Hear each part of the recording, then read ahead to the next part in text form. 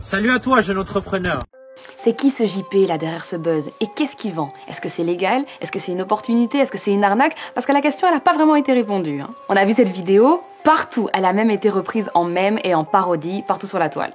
Est-ce que tu préfères faire pitié et prendre le bus tous les jours ou commencer très rapidement à faire de l'argent avec moi grâce à ton téléphone et pouvoir peut-être acquérir ce genre de véhicule haut de gamme? Moi, je pense que la question, elle est vite répondue. Jean-Pierre Fanguin nous propose de faire partie des 5% de la population qui détiennent 95% des richesses. Alors moi, en voyant cette vidéo, je me suis posé quelques questions.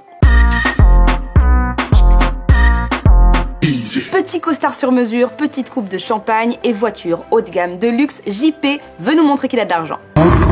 Mais d'où vient cet argent? Et puis JP cherche des collaborateurs parce qu'il demande à l'internaute de le contacter. Et c'est pour faire quoi en fait? Un journaliste du Parisien s'est posé les mêmes questions que moi et donc il a fait mine de vouloir pénétrer le milieu en contactant ce fameux Jean-Pierre Fanguin. Résultat, on en sait plus sur ce fameux JP et il serait ambassadeur de Melius. C'est une entreprise qui est basée à Dubaï et qui se dit spécialisée dans la formation au trading et dans la crypto-monnaie. Et donc ce JP, qu'est-ce qu'il fait? En fait, il oriente les gens vers des recruteurs. D'après ce journaliste du Parisien, les recruteurs incitent leurs proies à acheter des packs de formation trading. Ensuite, la personne recrutée, elle a deux choix, soit elle trade, soit elle attire de nouvelles recrues, comme notre cher JP donc. Le recruté devient alors le recruteur et il touchera une commission à chaque nouvel abonné qui l'orientera vers la société. Par contre, qu'on se le dise, il y a très peu de monde qui touche vraiment de l'argent. La grande majorité ne récupérera même jamais l'argent investi. Le commerce pyramidal, le MLM, multi-level marketing, le marketing à paliers multiples, le marketing de réseau, la vente multiniveau, le marketing relationnel, il y a beaucoup de mots,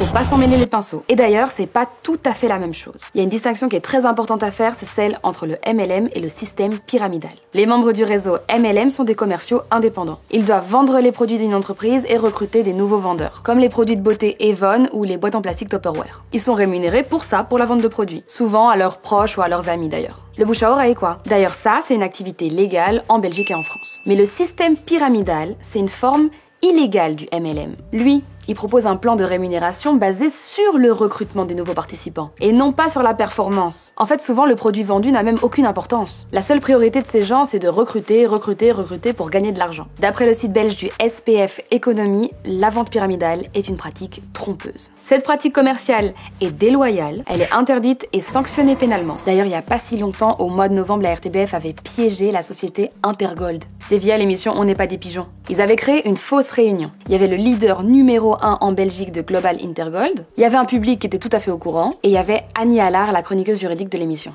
Et pendant cette réunion, elle a démonté point par point l'escroquerie. Ça fait penser à la pyramide de Ponzi. C'est la toute première arnaque célèbre qui utilisait le système de pyramide. Le système est très simple. Et Ponzi, il proposait aux gens qui investissaient un rendement de 50% en 45 jours. Impossible! Alors il utilisait les fonds des nouveaux investisseurs pour servir les taux d'intérêt des anciens. Ça marche tant qu'il y a des nouveaux qui s'ajoutent, qui sont alléchés par le résultat. Mais si la pyramide s'écroule, tout explose. Et tous les derniers investisseurs perdent la totalité de ce qu'ils ont investi. C'est ce système qu'a utilisé Bernard Madoff. Le scandale du fonds Madoff, on en a beaucoup parlé en 2008. Beaucoup de gens ont perdu de l'argent. En tout cas, les gars, la question elle est vite répondue. Quand on vous promet autant de gains, souvent il y a une petite arnaque quelque part. Faites attention à vous et à votre argent. Est-ce que toi ou un proche à toi avait déjà été victime d'un système pyramidal de ce genre? Dites-le moi en commentaire. Je vous fais des gros Bisous.